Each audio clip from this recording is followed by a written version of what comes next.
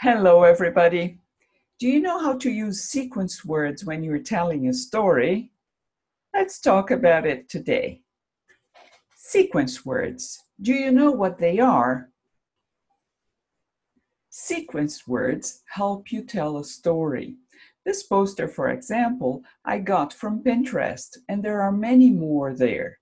You can study the words and tell a story using sequence words to make it more fluid. The story will have more flow, okay?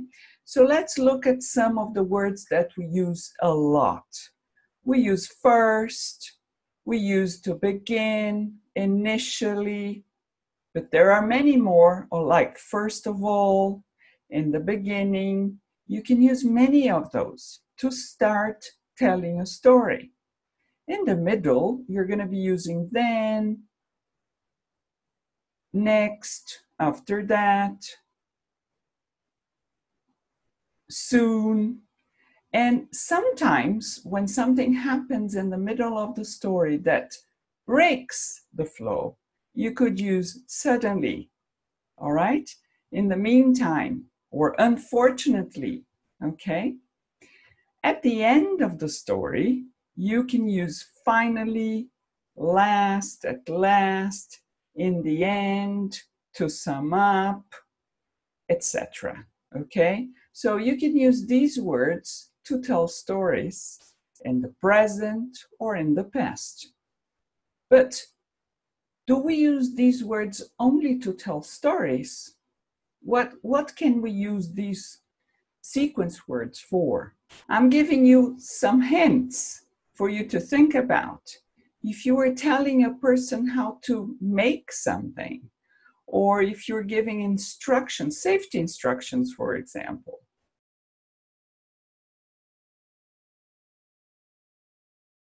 Yes, you're going to use sequence words for guidelines, for procedures, for recipes, for routines, for instructions, right?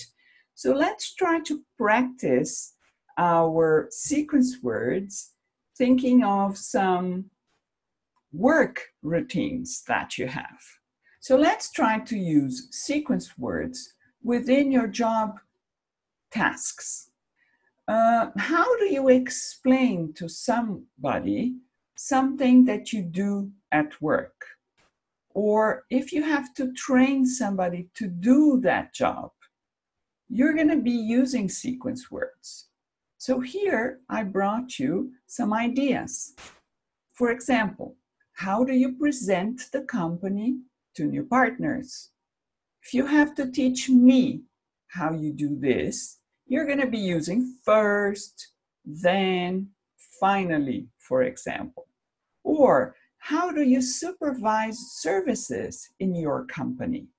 So first you have to do something, then you have to do something else, and in the end you have to do something else, right? Or how do you hire people? What are the things that you look for? What are your priorities in a person that you are hiring, right? How do you train staff? What do you do first to train staff?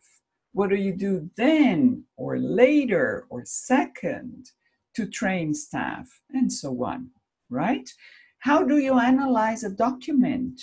If a document gets to your table or to your desk, and then what do you have to do? What do you have to analyze first? What is your priority? What do you have to do, right? If you have to write a report, what do you have to pay attention to? So imagine you are teaching somebody to do these things. How do you prioritize, and what do you tell people to do first, then, and finally, right? Practice your sequence words and let me know if you have any questions. Thanks for watching. See you in the next video.